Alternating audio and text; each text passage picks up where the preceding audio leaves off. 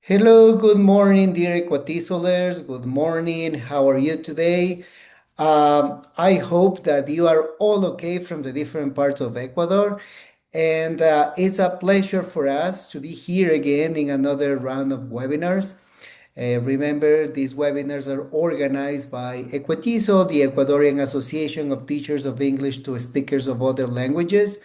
Here with me, I have a Heidi. Good morning, Heidi. She is our host today. She is our member of ECUATESOL, active member of ECUATESOL and volunteer. So, hello, Heidi, and hello, everyone else from the different parts of Ecuador. As I mentioned before, please help me writing in the chat box where are you attending from. I know that we have people always know from Riobamba, from Ibarra, from Guayaquil, from Cuenca, from Loja, from Azogues, from the different cities of Ecuador. So please let us know where are you attending from. Thank you so much for being here. I know that it's Saturday, but today we have an amazing presentation for a friend of us that is from Peru, that we are going to tell you later who is him.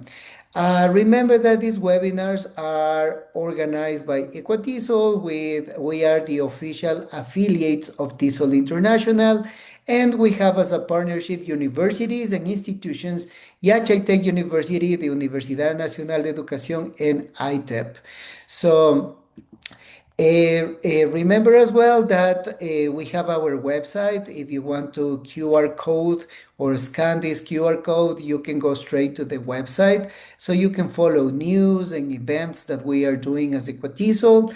The same thing, we have our Instagram account. Please follow us in our Instagram. We are posting in Instagram every webinar that we have. And remember that in 2026, we are going to have our huge national and international congress and event. So please follow us so you can be updated in all the activities that we are doing as ECUATESOL.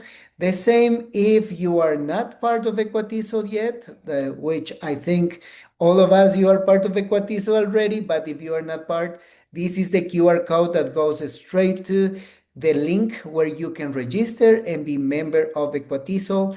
The registration and the membership of ECUATESOL is free. So we are using the help of volunteers and volunteers that we want to continue working in the association. And the same thing, this is our QR code for the ECUATESOL network. We have our WhatsApp group where we are posting constantly information about our webinars, what the things our members of ECUATESOL are doing around the world and in Ecuador, and a part of that, job opportunities. No, we know that we are always looking for different ideas and activities as English teachers. So we are posting opportunities for job opportunities, or maybe opportunities for scholarships, or places that you can continue doing your research or publications. This is our email, equatesol@gmail.com. If you have any questions, any information, any suggestions, please feel free to write, and we will be more than happy to answer all your questions. So, not taking more time for our amazing presenter today, we have today Braulio Mogollón. He is an English professor, and I met him. I would like to tell you where I met him. I met him in Peru in a congress that we have organized by the U.S. Embassy. That was an access program. And I had the chance and the opportunity to work with him in a group. And he was explaining me how he teaches to teachers that can't see and can see. And he teaches grammar, listening activities. And actually, he did an activity. He put some bands in our eyes to feel how students that can't see can learn English in a fun, interactive, and good way. So let's have him today, Braulio, here in our webinar, and I will give the word to Heidi that she's gonna be our host today. Good morning, Heidi, and all yours. Good morning, Danielle. Good morning, everyone. It's such an honor to present you our amazing speaker today, Braulio Mogollón. He's originally from Peru. He has worked as an English teacher for 32 years. He began his career with low vision and now he's living with total blindness. He's 52 years old and he's currently employed at Antonio Ruiz de Montoya University, where he's also pursuing a second degree in journalism in Lima, Peru. Over the years, he has taught English at schools, institutes, and universities across different levels. He has also worked as an academic and administrative coordinator, and he has led different teacher training programs, seminars, and he has also published many educational stuff. He's currently improving English language education for people with visual impairments and training visually impaired teachers who want to pursue a career in teaching. So welcome, Braulio, and we open you the doors for your webinar from inside out to the inside and to the outside in. Please. Okay, thank you, Heidi. Thank you, Daniel. Good morning, everybody. Well, it's a privilege to be with all of you in this rainy morning here in my country. It's a rainy morning, little cold, but warm to be with all of you. I am an English teacher, and I have been an English teacher for a long time, and I'm very happy to be with all of you. I met Daniel here at a special conference given by the U.S. Embassy. Yes, we had a chance of working together, having a lot of conversations. I am a blind person, and I'm a blind teacher, which has been something really hard for me. And I'm very happy because I can share many things with all of you. And I remember in that moment when I met Daniel, I had a chance of telling him so many details about being a student with low vision and then becoming an English teacher with really low vision. And of course, now being in the blind area, in the blind zone of the life. And even though many things have happened during the time, I am still on the process. And I'm very happy to be with all of you. Ecuador is a special country for me because even though I am Braulio Mogollón, my maiden's name is Ceballos, and I think that my great granddad of my mom, he was born in Ecuador. So every time I travel to the north of my country, it's always a pleasure to listen to Ecuadorian music and folk Ecuadorian music. I always remember that Castillo, San Juanito, and all those beautiful things that you have.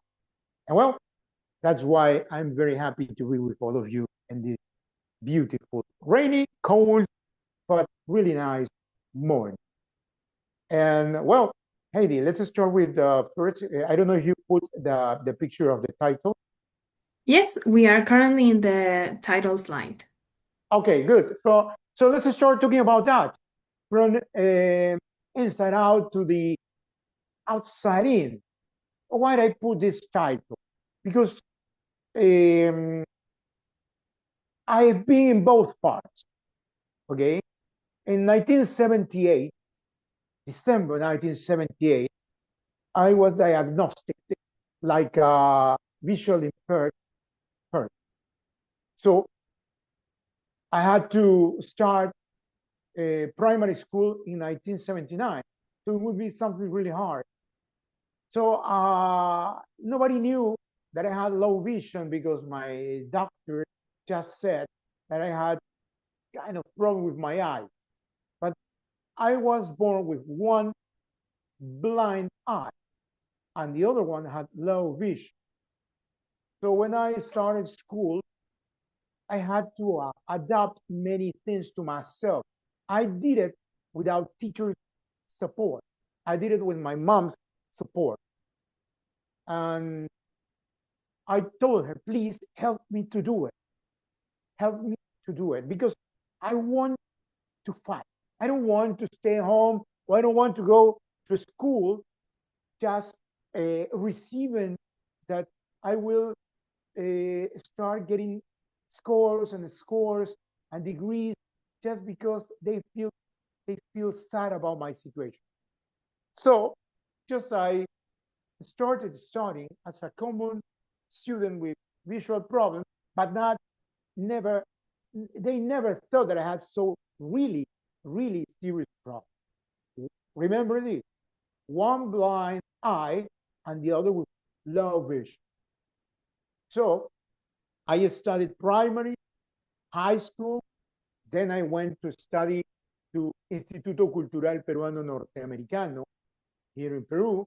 I studied English and I became an English teacher in 1993, October 1990. Yeah, yeah, yeah. October the 6th. So I started working like a low vision teacher. It was really hard, you know, because I had to memorize my students' name.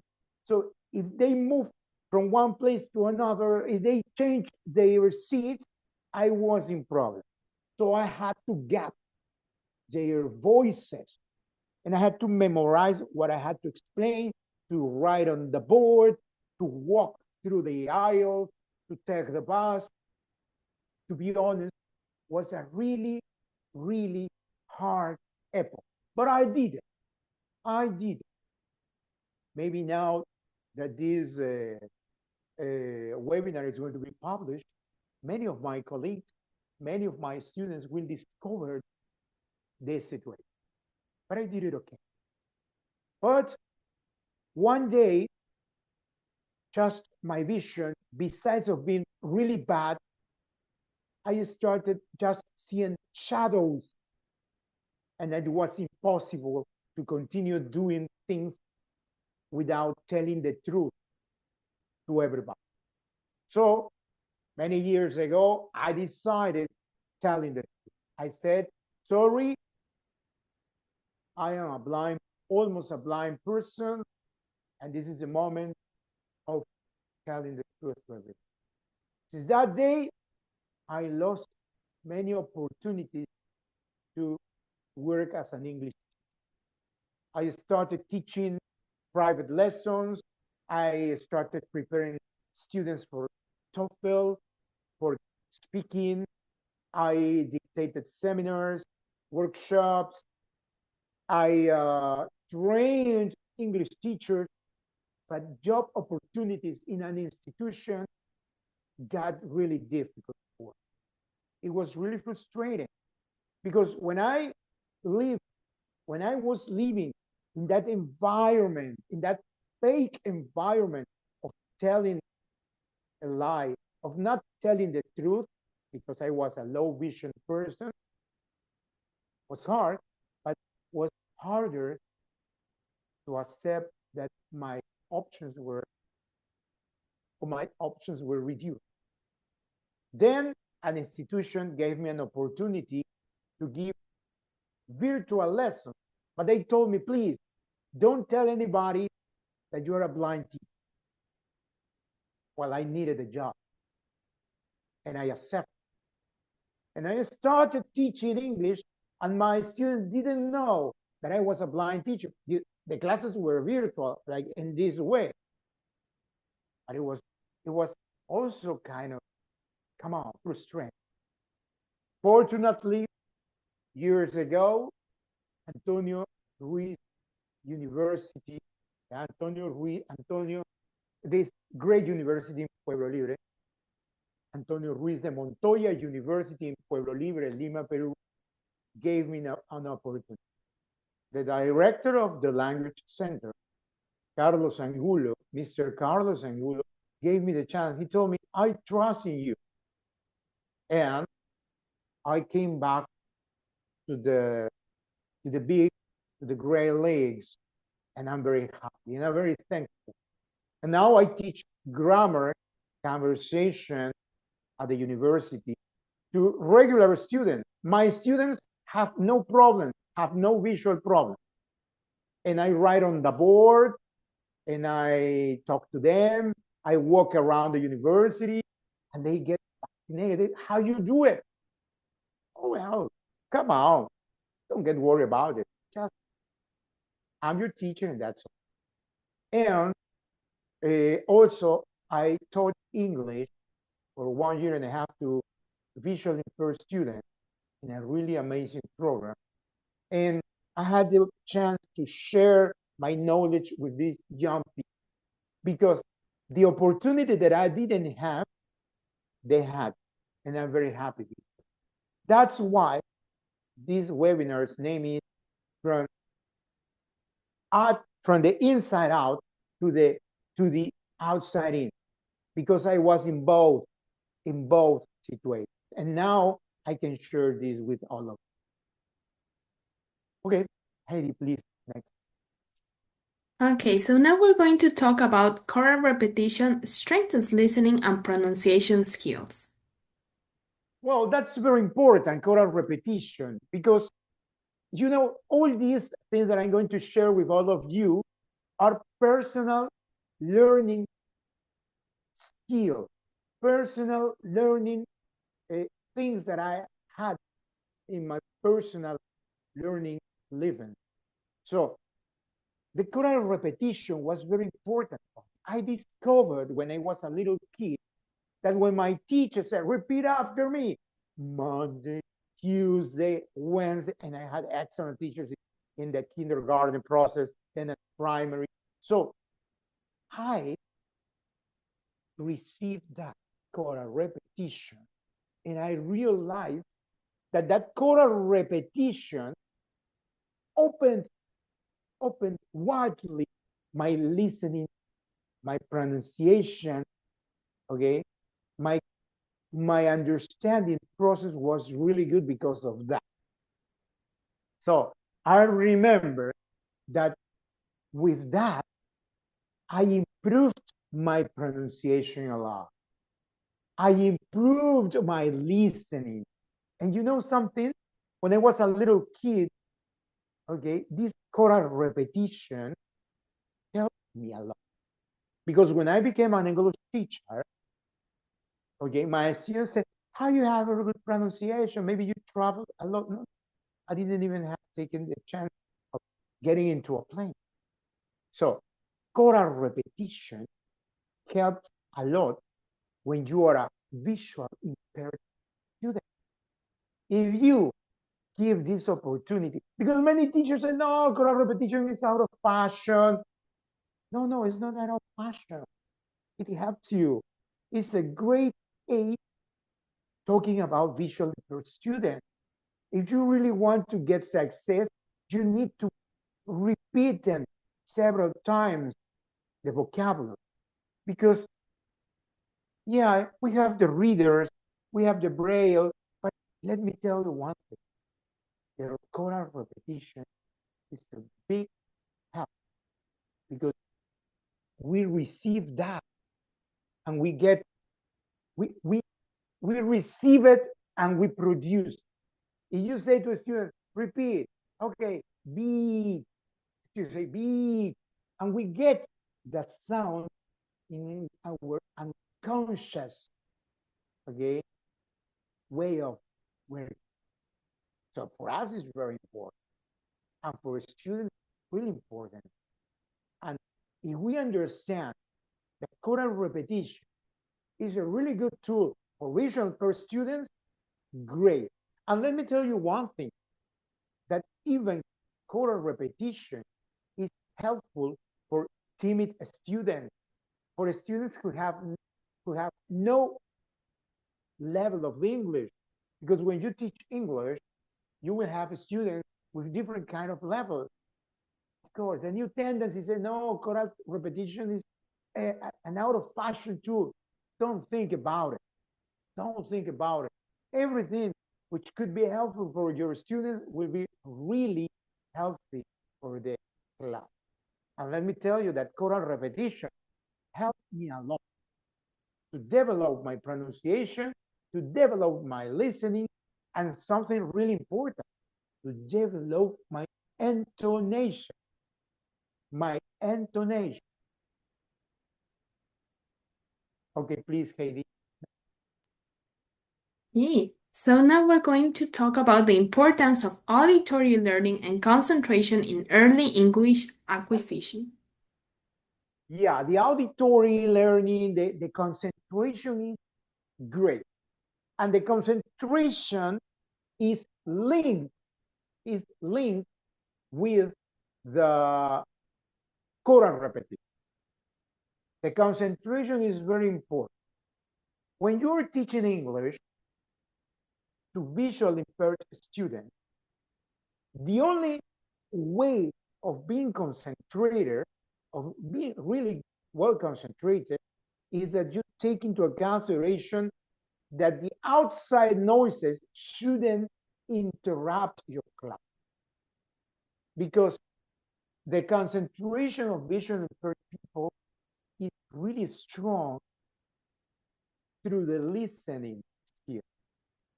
So it means that we get concentrated into the listening skill, not because, oh no, we are kind of experts, or we have developed a special skill because we are, I don't know, powerful people. No, no, no. That's fake. That's false.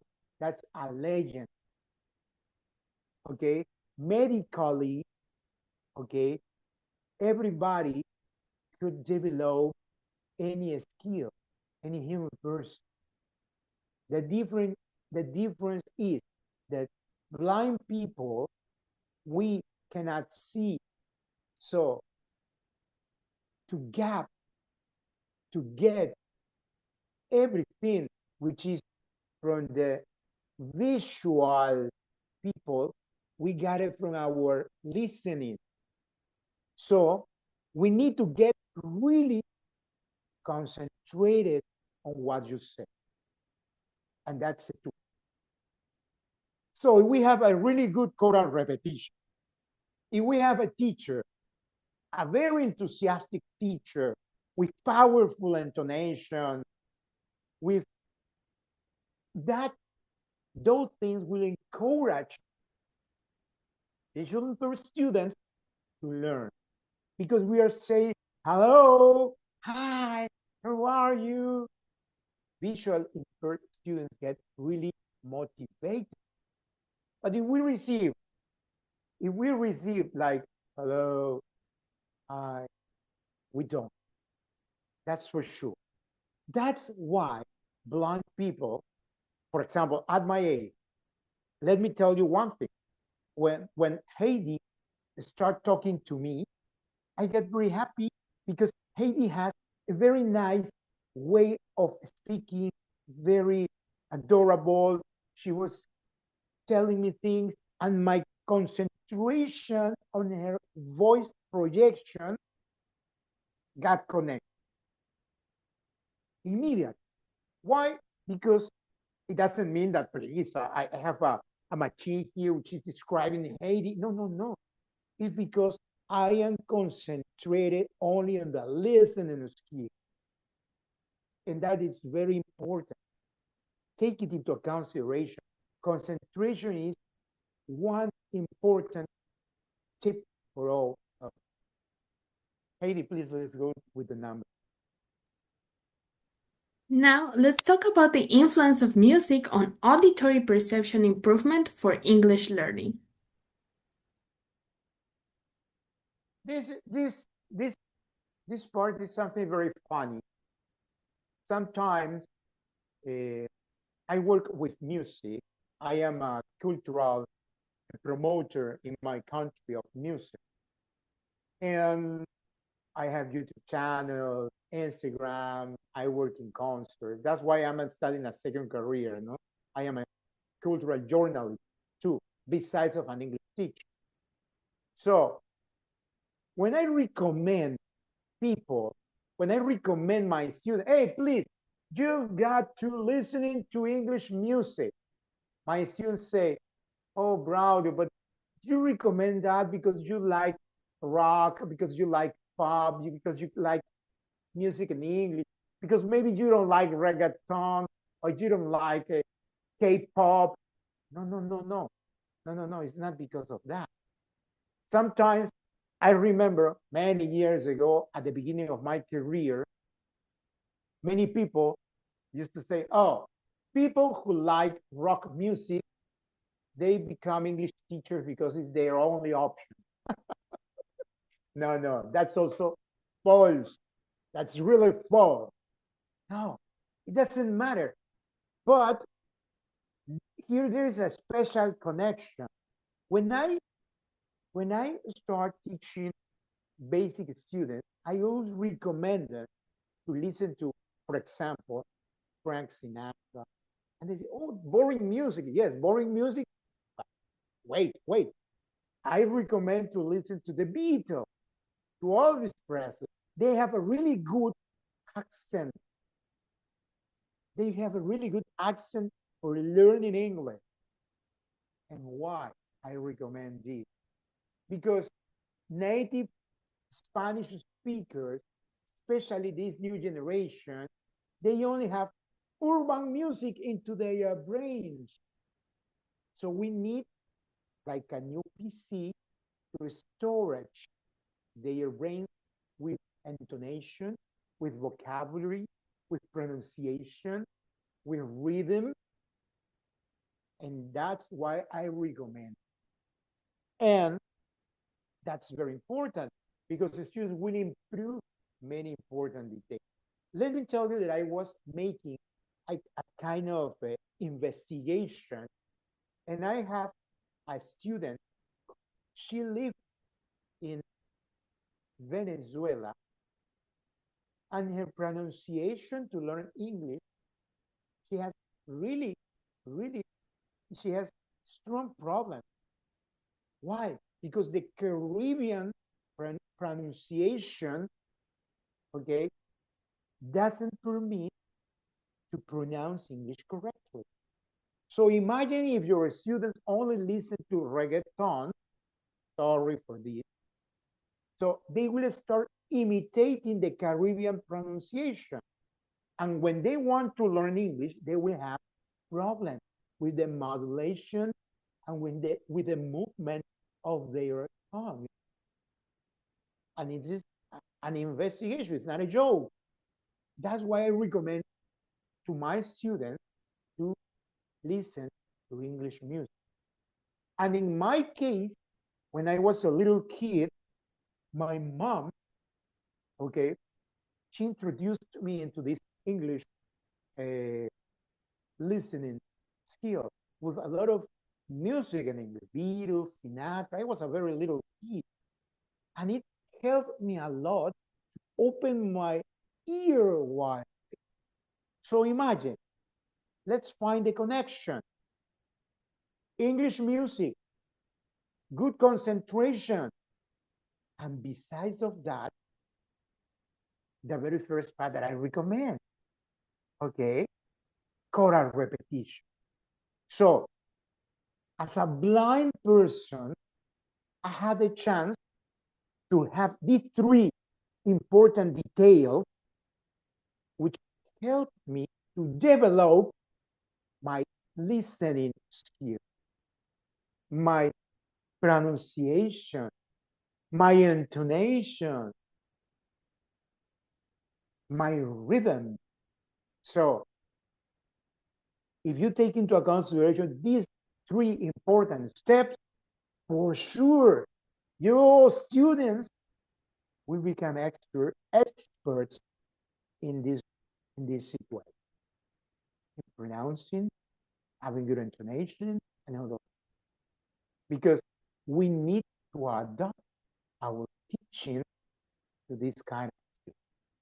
And let me tell you that it worked a lot. It helped me a lot. I remember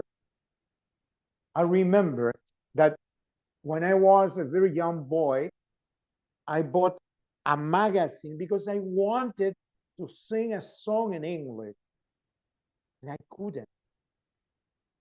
So I put the cassette, and all of a sudden, I was surprised because I could understand the lyrics of that song.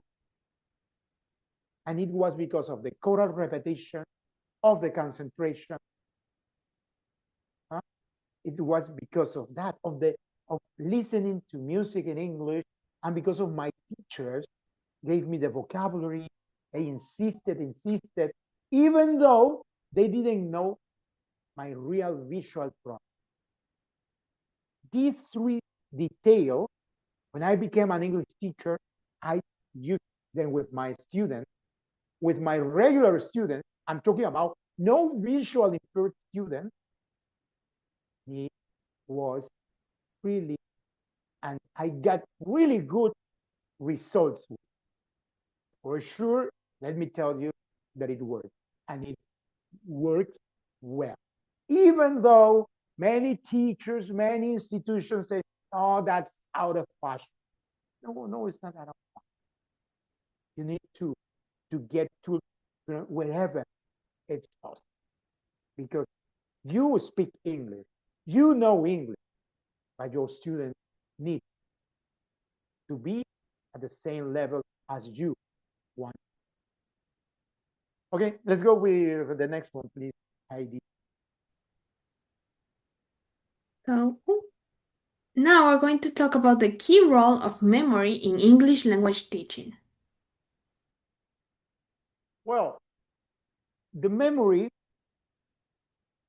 in my case, I am a privileged person because I have a really good memory.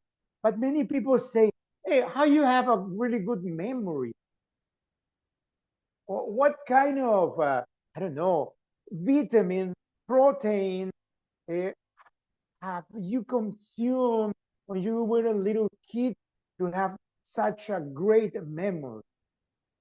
Well, once I was thinking about that, because to be honest, I have a really good memory, and I hope to keep it for a long time, because I still need to work. And when I started thinking how my memory was developed, so I had to say, hey, there is a connection with the choral repetition. My teachers taught me, okay, they taught me how to say, I don't know, um, house, house. Okay, I said house, choral repetition. Spell it House, house. So I did it. And my option in my case, as I couldn't see well on the board, as I couldn't see well in my notebook, I had to memorize it. I had to use my memory. Okay. So House, house. Right. I got it. And then the concentration, I got very concentrated on that. And when when I listen to an English song, the song in English said, with the house of the risings. Hey, I said house. I recognized the word because my memory got connected with the choral repetition, with the concentration. You see, everything got connected. So you can see, and got connected with the English music. My memory had been developed not because, oh gosh, it's a miracle. No, what miracle? No. Oh, the science. No science. No special medicine. It was my mom hard work. I remember that she gave me my first long play. Now you call it vinilo, long play. And she gave me my first pocket dictionary, Chicago University Dictionary. Yeah. And she gave me, and she told me, please, you have to read that and then tell me what it contains. And I found vocabulary and I found a lot of things that help. And with my dictionary, I started learning. And she gave me 10 words to memorize, to learn. Maybe in this moment you are thinking, oh, but to memorize is really mechanical. Yeah, it's mechanical. Yeah, for sure. But if you have a better option, do it. This one was very helpful with me, and it has given me really good results with many students. Let me tell you, regular students, they have no problem, they have no visual problem, but they have problems with English because maybe they haven't been taught English at school. They haven't ever been taught English in their life. And now they are exposed into that learning. And I do it. And it works really good. So the point is that, of course, it works, but you have to dedicate your time. Because if you really want to make an inclusive learning process, you need time. You need to dedicate time to prepare your lesson. But besides of that, you need to understand that these things I am sharing with you really will help you. And not only with visual impaired students, but also with a student with English, is something really hard to learn for them. People who come from the inner side of your country, from really faraway towns from the city. Maybe they haven't been exposed to English.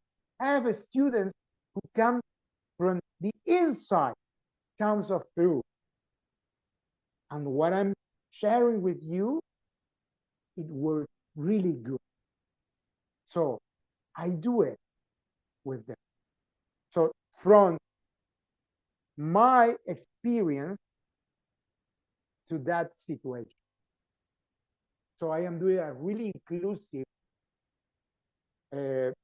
methodology, something that I didn't have. Nobody was inclusive with. So I had to do it by myself, of course, helped and supported by my mom. That's why I have a really good memory, because I have no option. It doesn't mean that I am a kind of, oh my God, a genius. No, no, no. Or I am a kind of robot cop. No, robot teacher. No, no, no, no robot teacher. I'm just a person who had to create my own facilities to learn. In my school, my teachers and the authority didn't know my problem.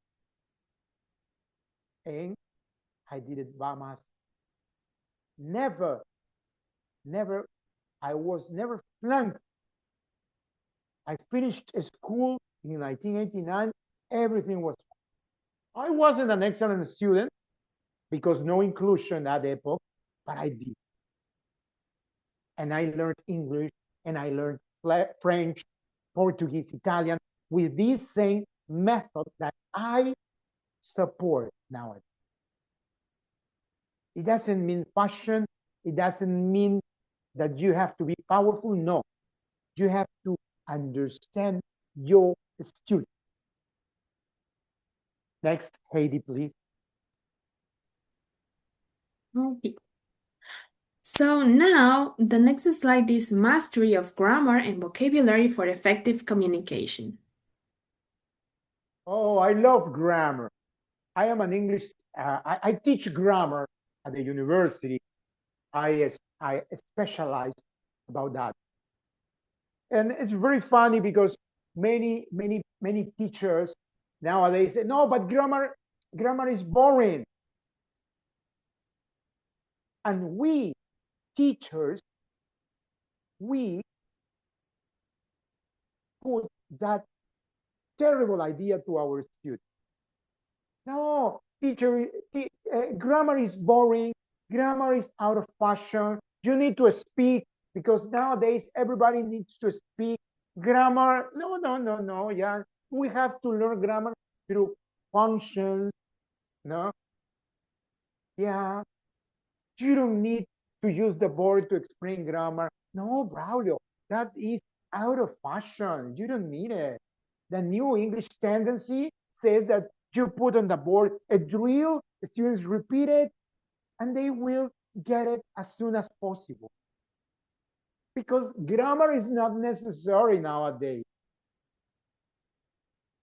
I remember someone said that, please, Braulio, don't teach too much grammar to your students because they are not going to be English teachers. My God. But it's very funny and very ironic because when your students need, they have the necessity having a test, they need grammar because in your exams, you consider grammar. When they need to pass a degree exam of English at the university, do they need grammar? Of course. Of course, they need grammar. When they need to pass a Cambridge, an Oxford, a TOEFL, IELTS test, those international exams, they need grammar. When they need to graduate to get a certificate, they need grammar. So my question is grammar out of fashion? My God, please, please, teacher, we have to be careful with that because we are we are inducing our students to think that grammar is not useful. So my question is, how my students are going to speak English if they do not know grammar? Ah, no, because they repeat after me. I put drills on the board, and they have multiple drills, and it results with my students. Now my students are speaking English. Ah, yes. Wait a moment. You have two kinds of students. The students whom I consider false beginners. When I started studying English at the Language Center in 1990, I remember that I went to my first class. The teacher arrived and she started speaking in English everything. Hello, how are you? My name is, I hope you're doing blah, blah, blah, blah. She was speaking in English. Basic one. Our first day of class, everybody understood. And you say, why? Yes, Braulio. So it works. Multiple drills, no grammar. No, no, no. That's fake. It was because the students came from private schools in which English is a very important subject. So all of us had a good level of vocabulary, had a good level of grammar, had a good level of listening, had a good level of writing. And some of them a medium level. Yeah, okay. But everybody studied English at the school for 11 years. And others like me for 14 years since kindergarten. But what happens with those students who come from public school? Here in Peru, we have public schools in which, for example, it's a cruel joke. When you study in a public school, you finish graduated as a PhD in verb to be, because every year students only learn verb to be. There are some public schools with a different program, yes, of course, but they have sometimes some English teachers that they don't know English. They are religion teachers, they are physics teachers, they are arts teachers, but they need to complete their schedule. And they say, okay, teach English, verb to be, just days of the week, months of the year, the numbers, and that's all. Got it.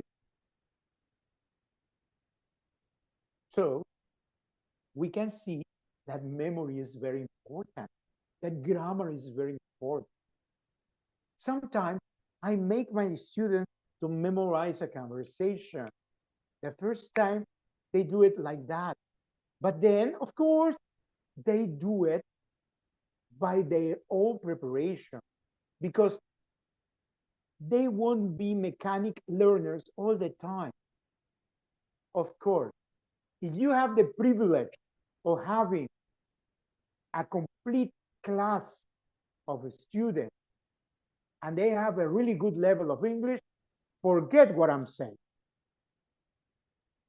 But you have visually impaired students, or you have students with a no level of English, think about what I'm saying. And think it seriously. It's my advice. It's my advice. Grammar is important, really important. And let me tell you that it works really good. Yeah. Because then when I teach grammar in a university, it's like a workshop, special additional class. Then my students go to their regular classes and they get good score in the exam. They speak better. Okay, so it's my recommendation. Heidi, please, next. Now, we're going to talk about technology as an essential ally in English language teaching. Technology. Oh my God, technology.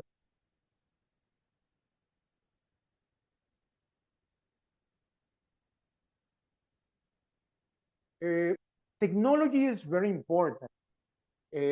I don't belong to the technological epoch, so I had to develop my listening like that, listening to music, sitcoms, movies. So I had to do it that way. But nowadays we have technology.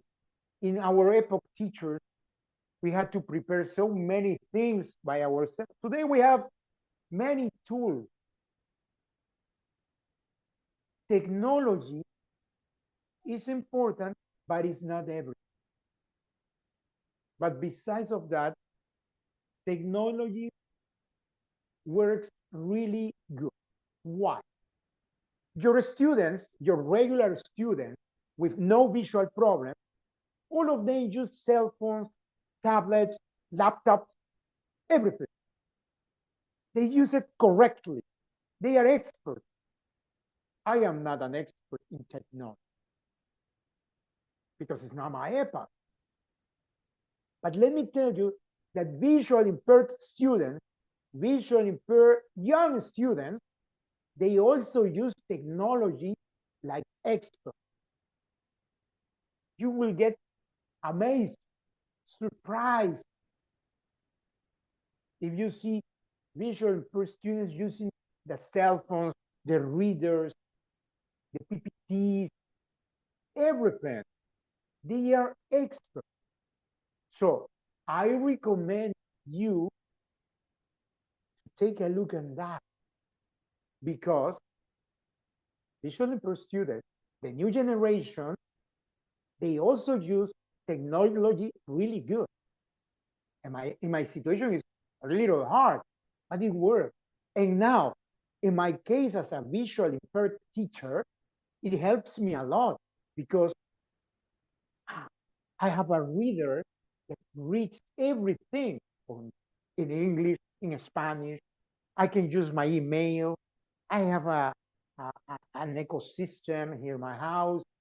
So if you can understand, you can start searching for tools inside of technology that helps your student, great. Let me tell you that we use the very famous app Be My Eyes. If you send me your photo, for example, Heidi sent me her photo, I put her photo into my Be My Eyes app, and that app will make a good description of Heidi. The app will tell me the color of her hair, of her eyes, of her skin, if she's tall or short, whatever.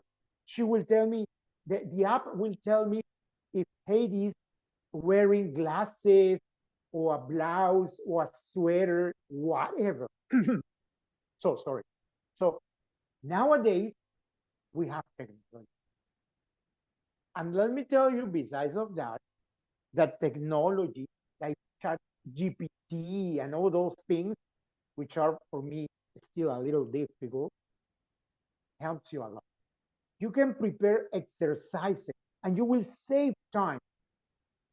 And let me tell you that if you send those exercises in Word, Google Docs, the readers of our screen will read them correct. So when you teach English to visually impaired students, think about it. Think all the things that could be useful for them. And let me tell you that technology is great because you will get surprised how students get into Google, how they use readers with different kind of voices, because we can put human voices to our readers. And we have TalkBack, we have Yeshua for ourselves. For the computer, we have NVDA, we have JAWS. So it depends. Okay. And also, we use Balabolka. Balabolka is an app that I use to study when I have to read something. For example, from the university, my teachers from the career, they send me a special kind of reading, and I put it into Balabolka system, and it transforms that reading into an MP3. So I put my headphones and I start. See? And you have to be careful every time you share something with your students. Try to have those writing, those writings, those texts could be adapted to the reader. Because if not, no production with your students. Okay? No production. And something else that helps you is that, of course, don't think that visually impaired students don't know how to use computers, laptops. No, they know how to use it. They know how to use it. And permit them to use them into the class, because it will be very helpful for them and for you. It will be really, really helpful. Very good, Heidi. What number of camps? Okay, so now we are in the accessibility and wait a sec. In accessibility in English language learning and teaching. Well, thank you, Heidi. The accessibility. Oh, the accessibility. A tremendous topic to discuss. What is accessibility? What is that? Is to facilitate visually impaired students to use what regular students use for learning. That's all. I wrote an article last year. My article was the winner. Sorry.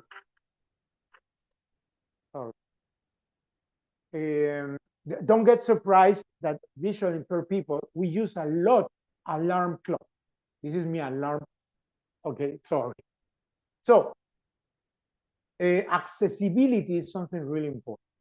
As I told you, you have to be prepared to teach visually impaired students. And you need in your classroom one more person, a volunteer who can help you.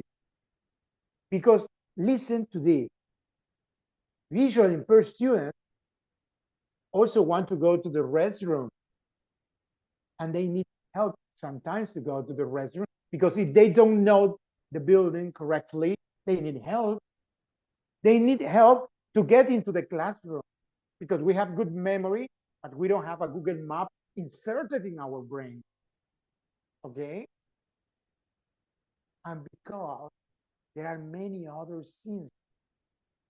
Be careful when the students put their backs on the floor, because of course we use a walking cane, a guiding cane, a white cane, but it doesn't mean that this is I don't know, a technological detector. We could have problems. And accessibility is that way. And something that is important is the way you speak to your students. In my case, I have no problem. You tell me, hey, look at that. Look at that.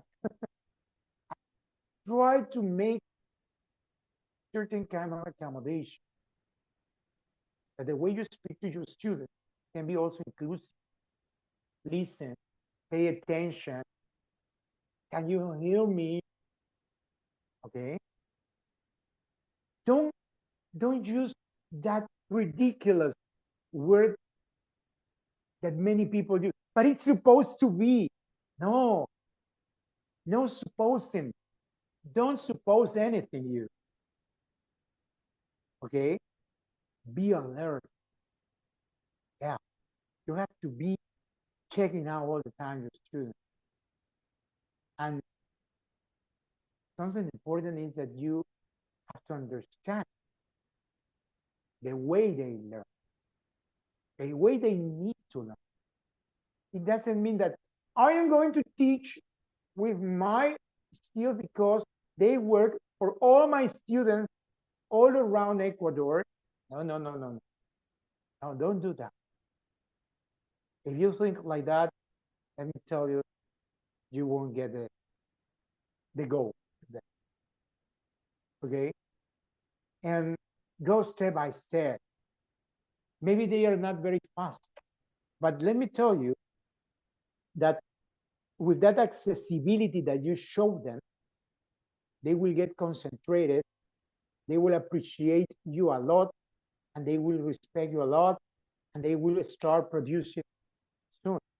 Because when we are taught things clearly, we learn easy. And something very important, when you talk to them, speak clear, nicely, happily, because we need your voice projection, your intonation. Okay? So that is very important. So accessibility, many people think that accessibility is only the technology, only the reader. No. Accessibility is the way the door is open, is the way you guide your student, is the way you offer some help, is the way you talk to them, is the way you use the vocabulary, is the way you give that student something in his her hands. That's very so It's like when someone tells me, sorry, would you like a cup of coffee? And I say, yes, of course. How many sugar spoons? Two, please. Uh, you have to be well-detailed explainer or a presenter or whatever, because we need that, that you be clear enough. Don't suppose anything. You have to be very well, you have to be a good descriptor. You have to describe everything correctly. The colors, whatever we need, you have to describe it correctly. And when you ask your students to stand up to participate, also take a look immediately. Everything has to be well prepared for that class. Because if you don't think in that, and if you think that accessibility is only the technology, you will be in problem. The real accessibility is the way you speak, the way you treat, the way you prepare your class, the way you prepare the environment around the classroom. That is real.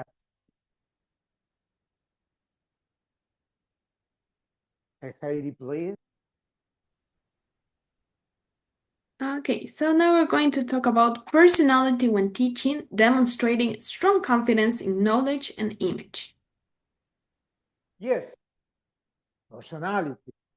Yeah, that's important. You know, it's very funny because personality that you show up, talking about my case, for example, no, teachers, um, let's talk about students. First, let's talk about when you have a visually impaired student in a classroom with regular students, all the regular students say, oh, he, poor little boy, poor little girl, he or she is blind. Oh, the way she learns. Oh, or they say, oh, maybe the teacher is going to give him, her extra points. Yeah, never show that. Never permit that in the class. Visually impaired people are like others. The only problem is that we cannot see. We like to play. We like to have fun. We love learning. We get good score in exams. We get flunked too. We have good behavior, bad behavior. We like running, playing, jumping. So we're regular people. The only problem is that we cannot see. So that's something important. You have to you have to encourage your vision and pursuit to be strong, to have a strong personality into the classroom that they can do. And that you, teacher, will give them the right support, because it depends a lot on you. How you encourage that vision for students to start learning. That's really good. And when we have teachers, please don't think that we are, I don't know, oh, he's an English teacher. Oh, wow, how he does it. Well, studying a lot, working hard, okay? And you teachers never think that a visually impaired teacher is teaching because someone said, no, no, we need to practice the inclusion. So let's hire that teacher because he needs to be the symbol of the institution to be inclusive, no, representing the inclusion to others. No, don't think like that. That's very offensive. Okay. So I've been a teacher for many years just because I deserve, not because someone gave me this gift because of my disability. No, no, no. And besides of that, I wouldn't permit. I know that other vision impaired teachers maybe they are in that situation, but it's not my case. Not my case. And sometimes remember this. You have to create a strong personality when you train a visually impaired teacher, because I don't know if there's a visually impaired teacher here, but let me tell you, many people will create legends around. Oh, please. Yes. If we make a mistake, visually impaired teachers, we make a mistake, the other teachers are, oh, but yes, he's a blind teacher, I told you that's why. Don't give him many courses. Don't give him many opportunities because he's a blind person and maybe he's not going to work properly. He's going to get stressed out. No, don't think like that. Don't think. That's discrimination. And sometimes the students, regular students say, oh, that's my teacher, but my teacher is a blind person. How am I going to learn from him? No, I won't participate. That happens. That happens. So our personality should be strong enough. And colleagues, your role participation in that is very important. Because if you tell your student that a visually impaired teacher is also a good teacher, and you encourage them to learn from them, no problem. But if you get into that same situation, saying, well, yeah, he has the opportunity, and you doubt about his ability, you are promoting discrimination. So for visually impaired teachers, if they are here, or visually impaired students, if they are in this webinar, I tell you, you have to be strong enough to go against odds. Against odds, like Phil Collins. Yeah, you have to do it because many people will start saying many things about you, and don't permit it. Don't permit it. Not getting angry, not insulting. No. Demonstrating that you are capable. Yeah. In my country, maybe I am the only one English teacher professionally, legally, and who is working in a serious institution. Visually impaired teachers, talking about English, we don't have so many opportunities working in our professional career. And now I am studying a second career. Imagine. 2 days ago, I had to go outside to be a reporter, asking people, sorry, what do you think about the transportation strike? An old lady asked me, she told me angrily, this is a joke. Is it a joke? Is it a kind of joke for Pinelli's program? And I said, no, I am making you an interview. Come on. There are no blind reporters. It's impossible. No, it's not impossible. It's possible. And we have teachers of different subjects. So the personality is important. I have a very strong personality, but also you, teachers, colleagues, friends, depends on you to make bigger the understanding of regular people who don't discriminate us. That's very important. So that's my reason. Heidi, what else do we have? Now we are on the conclusions and final thoughts slides. Okay, can you read how many conclusions do we have? So we have 4 conclusions. Yeah, one by one, please. Okay. Do you want me to read it for you? Yeah, please. Okay. Conclusion 1, my dear. Conclusion number 1. From personal experience to transformative teaching. Yes. Let me tell you that everything that I shared with you today, it's not that I have a crystal magic ball here. It's something that I had to live for many years.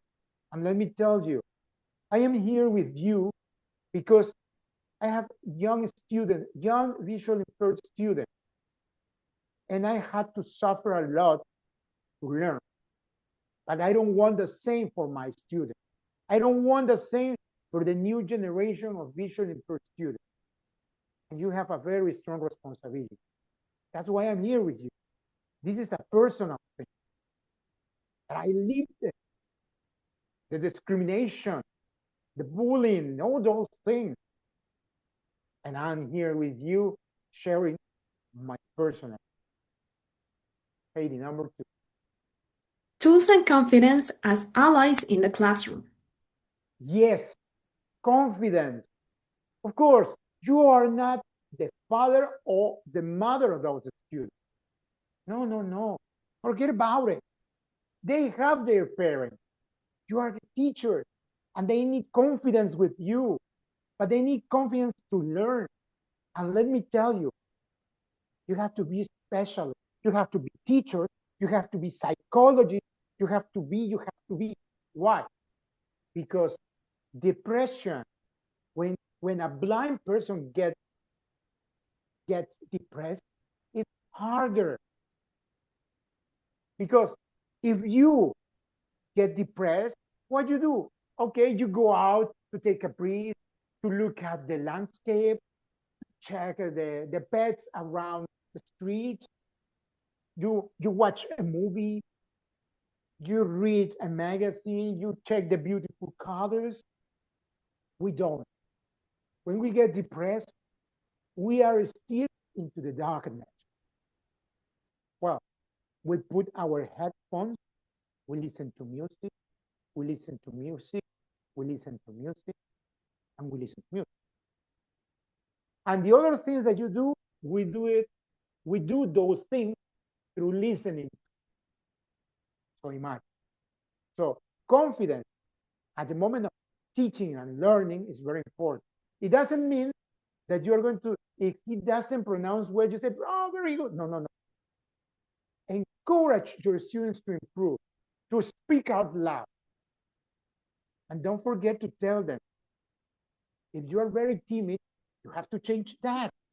Because as timid, as more timid you are, far away from speaking in English, far away you are. Number three, please. Building authentic inclusion. Yeah, that's important. Please, inclusion, many people nowadays are taking into consideration that the terminology is the key of inclusion. No, no. Okay? Many people say, don't say ciego. No. Persona con discapacidad visual. Come on, please. I am a blind man. Yeah. I am not cieguis. Okay? I am not cieguis. No, no, no, no, no. Not cieg, ciegues. No, no, no, no. Ciego. That's all. And she is ciega. And that's all. Of course, visual impaired students is a technical expression that you can use. But no people could be offended being called ciego. Yeah, it's true. And you want to be really inclusive. You want to practice inclusion in your class. Prepare your material. Show up the way you teach, your enthusiasm. Respect your students. And how you show respect to your students? Teaching them correct. And what is correctly? Not to teach because of your own I don't know, ego, or because you want to be proud of, or you want to be the top of the teachers, and because next year you want to receive a special bonus No, no, no. You have to teach them correctly. And you have to be sure that they are learning. In that way, you will be practicing real inclusive. Okay? You will be inclusive with them. Think about it. Think about it. And let me tell you that when you understand this correctly, you will be ready. You will be ready. ID number 4. And the last conclusion is teaching with commitment and soul. Teaching with commitment. Yeah, that's true. It's the same. You have to teach. So something that you have to accept. It's like you have a responsibility, and that responsibility is that your students learn. But besides of that, don't forget one, that we're like clowns. It's very hard, but when you enter into a classroom, remember, it's your class. Okay, that they really need to learn, because maybe they have goals to get, scholarship, operation, new opportunities in other countries, in countries where inclusion is serious. Latin American countries, we are still in a process. I don't know too much about Ecuador. I know an association, my friend, but Colombia is doing interesting things. Okay, and Peru, we are committed. So if you understand seriously what is the objective for those students, I think that you have everything ready to start teaching visual effects. If you think that it's only because of money, which is important, you only want to teach because it's a new experience, which is important, or because you want to put one more star in your I don't know, in your experience, well, it's good too. But think about it. The expectation that they have, about learning. That's Katie, something else? No, we are now in your contact slide. Okay, I would like to say something else to all of you. You know, these webinars have been given to all teachers around the world during these weeks. I was a month ago at USA TESOL, and now I am with ECUATESOL. These webinars are very special for us. August 19th, I remember myself that my mother died 10 years ago, August 9th. And she taught me many things to be part of the society. The society which always puts us apart. The buildings which are not well done for anybody else, and imagine street for blind. So I want to dedicate this to my mom, because I consider that she did a good job. She helped me a lot. In this moment, I wouldn't be with you if she hadn't been strong enough when she discovered that she had a visually impaired son. So I developed many things. My teachers, I learned from them, from colleagues, from students, but my mom helped me, supported, and she was the best teacher that I have ever had in my life. And I wanted to dedicate this webinar to her because my mom, we call her Mama Blanca, who was a very special person in my life. After 10 years passing away, I still listen to all her recommendations, which have been very important for me at the moment of becoming an English teacher and be with you in this beautiful, wonderful moment.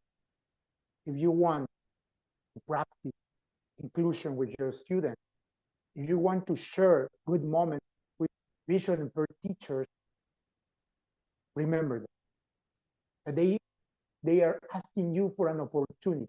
We don't want that you give us any present, that you put us in a place, that you give us a 20 by free. No, no, no.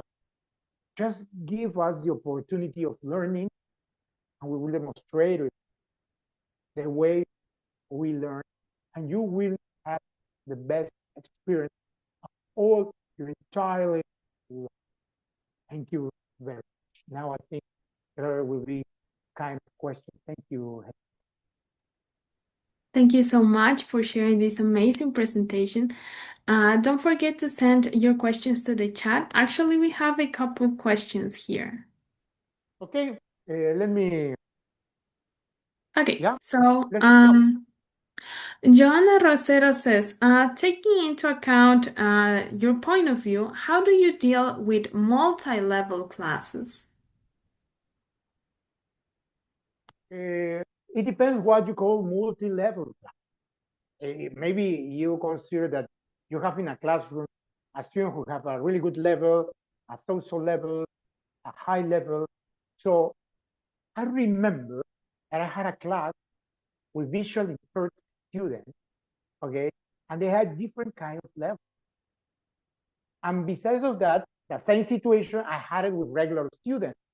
So let me tell you that what I could do is to share, to teach them how to share, because maybe the students who have a better level could start making working with low students level, and there's a peer correction. And besides of that, you are creating, you are innovating an environment of collaboration, something that is very important. Because of course, everybody wants to learn, everybody wants to pass, but the human part that everybody wants to collaborate. And you know something, it's been demonstrated that through collaboration, students with higher level, they also learn and learn perfectly. I hope that I have answered your question, Rosanne, Joanna. Joanna, yes. Joanna, thank you, Joanna. Okay, if you want to ask questions to Braulio, you can also raise your hand in case you feel more comfortable talking to him. Let's see. Yeah, thank you so much, Braulio. Well, while everyone is thinking about the questions that you might ask to Braulio, because for me it comes to the attention many things that you talked, and something that I would like to emphasize is that the people that we had the chance to be with you and work with you, we learned something, no? The way that you teach your students and the love that you give in the classes to your students is something that we all teachers need to learn, right? Something that you mentioned before. If we are the teachers that we just go to the class and we want to be the best ones because we speak the English, that's not the correct way. Now we need to love what we're doing. We need to prepare our classes. We need to develop our classes in the way for everyone in the class, so that's an inclusive. And thank you so much as well what you pointed out about our parents, because what I realize right now is parents, especially for students in the school and high school, they let all the job to the teachers to do it in the school. But as you mentioned, what your mother did with you, that's something that we need in our homes, no?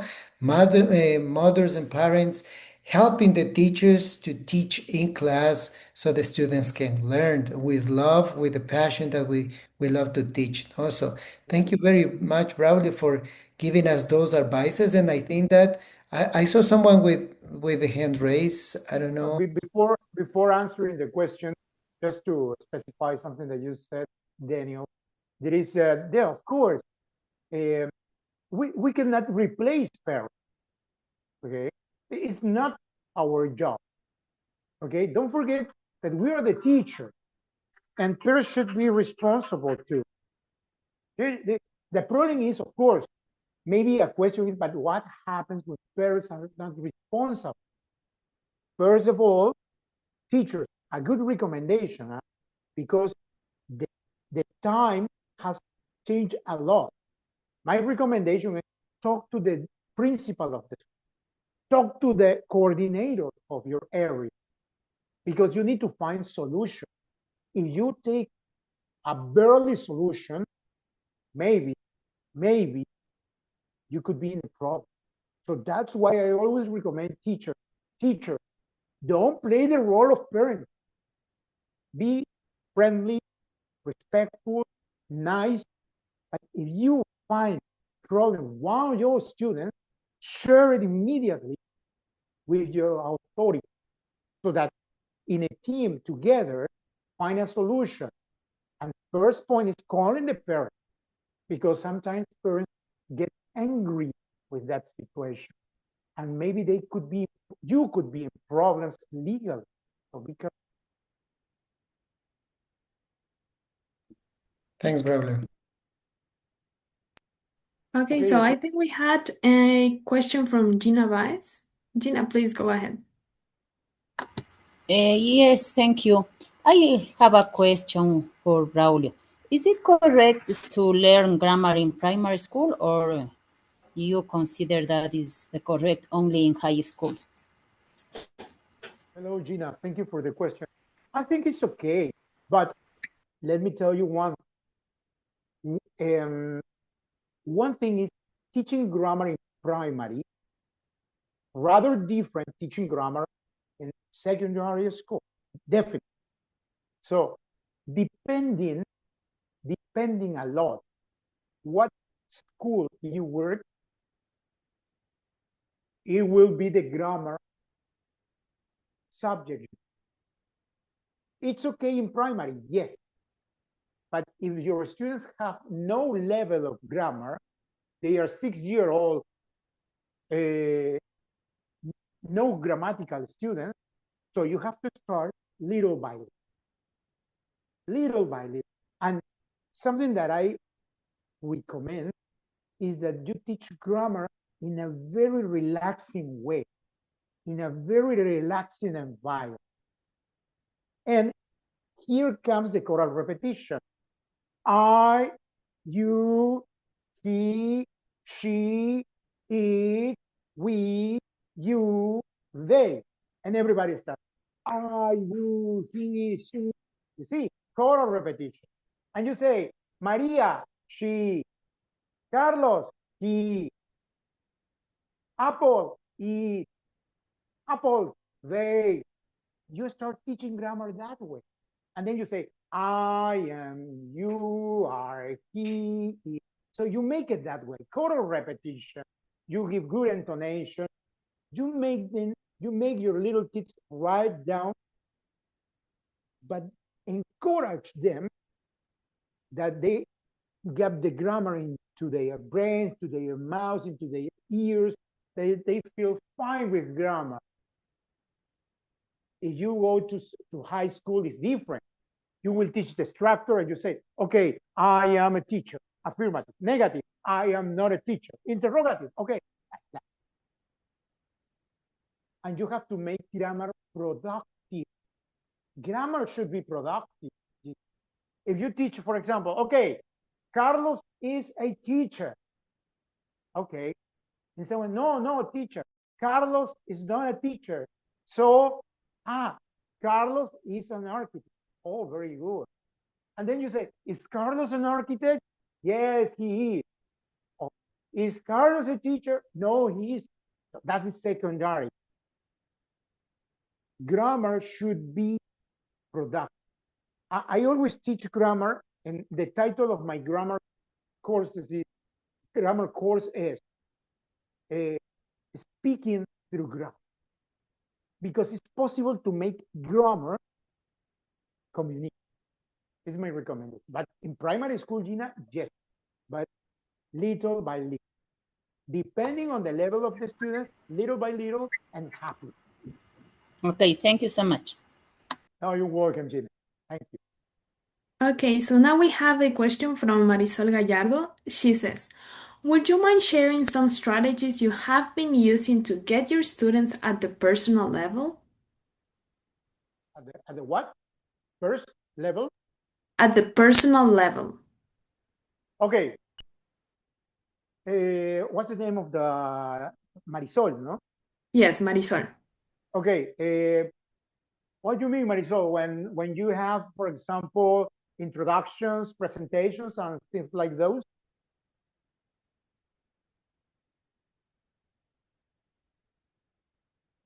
I don't know if she can answer my question. Marisol, you can open your. Oh, Marisol says yes. Yes. Okay. Well, for example, something that I like to do with very, very basic students is I teach them how to introduce themselves. Okay, hello everybody. My name is Braulio. I am 52 years old. I live in my. Okay, good. Very good. So they introduce themselves. Okay. So then they sit down with other students and they start saying, well, my name is, and the other students say, my name is Marisol, I am from Ecuador, etc. And everybody, no? And then you say, okay, stop, move, stand up. And everybody stand up and start sharing. And you are making them speak with others. And then also they are listening to others. And then you say, I need a volunteer to introduce yourself. Okay, so Pepito comes to a stage and says, hello, my name is Pepito, I am from Guayaquil, etc. Okay, Pepito, very good, thank you very much. I need a volunteer to introduce a boy. And someone comes to a stage and says, well, his name is Renato, he is from Quito, etc. Okay, good. I need someone who introduces the girl. Okay, her name is Mariela. She is 19 years old. She is from Loja, etc. You see, so that's a very good activity. And why? Because after that, you will teach basic WH questions. And the next class, they know how to. What is your name? What you see? It's not going to be only an introduction. Now they will start making questions between themselves. Sorry, what's your name? How old are you? And you are having a dialogue. You had the previous day, introduce yourself, introduce someone else, and now you are working into established questions, like a kind of intro. And like, I like an activity, for example, let me share a very good activity that I like doing. When I teach present simple, my students write their routine, only sentence. Okay, I get up at 6 a.m. I take a shower. I have breakfast. Very good. You correct the right. Then you teach them connectors. First, then, so, and also, after, finally. And you say, please, link your sentences with the connector. And they do it. They say, and you say, okay, please, can you read? Yeah, first, I get up, then I take. Oh, God. If you want, if you desire, next day, they can go on stage and say, well, my routine. First, I get up at 6 a.m. Then I take a shower. Listen to me. That activity at the beginning, only at the beginning is that. mechanical activity. But you are introducing connectors, you are introducing present simple, and your student will start connecting different activities with this connector. And you will realize how your students start developing grammar for you. Okay? I don't know if Marisol has another question. Yes, I think we have gotten some pretty interesting ideas. And I think those are all the questions for today. Thank you so much, Braulio, for sharing your amazing experience with us. I don't know if teacher Daniel has some words to tell you. No, I would like just to thank you, Braulio, again. Thanks all the teachers for the commitment of being here. So be ready for the next webinar. I will be sharing in the WhatsApp group and the Instagram account, and I will be sending in your emails. As I mentioned before, no, if you are not part of ECUATESOL yet, please register so you can receive all emails that we are sending constantly. For example, good surprise for teachers from Ibarra. We are starting a training sessions for the teachers of Ibarra. We made an agreement with the Prefectura of Imbabura and Yachay Tech University. No? So Yachay Tech University will be providing a round of sessions that we call Yachay Tech Talks. No? So teachers that are from Ibarra are invited to be that. It's gonna be every other Wednesday, starting this Wednesday, 27th of August, and that's gonna be a professional develop, and you will receive a certificate of educación continua. No, if you have any more questions or something, contact us or find a way to check the information. We'll be developing those face-to-face sessions in the afternoon in the Edificio Warmi from La Prefectura of Imbabura. And given that, thank you very much again, Heidi, for helping us being our host. Thanks all the teachers. And thank you so much, Braulio. I hope to see you. As you mentioned before, the idea is for you to come to Ecuador someday, and we will Yes. have a conference in 2026. So Yeah, the invite me conference, to so go to Ecuador. you will be the first invited to come here to Ecuador. So Yeah, to know all of you in person, to share, well, not only teaching methodology, experiences, to know your country, your beautiful country. And well, if you have any questions in my contact, you can write it to me. You can write to me to my WhatsApp or to my Gmail, and I will be more than pleased to share with you whatever you need. And thank you again to ECUATESOL. Daniel, thank you very much. Give my regards to all the teachers of my shirt in that opportunity, in that conference. If you meet them, and Heidi, thank you very much too. Thank you to everybody, and whatever you need, just let me know. And I repeat it. It depends a lot of you. Go on, the commitment. But besides of that, don't forget that we are living new 10. Thank you again, and well, see you soon in Ecuador, maybe.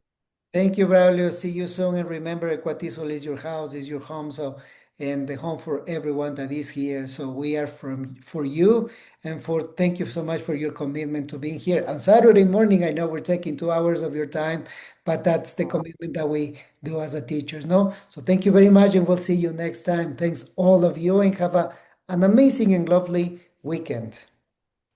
Thank you very Don't much. forget to register your attendance, and this webinar session will be uploaded in the YouTube channel of ECUATESOL. So please go there and check if you miss a part of the webinar. Thanks, Heidi. Thank you, everyone. Thank you. Bye-bye. Thank you a lot. Thank you a lot.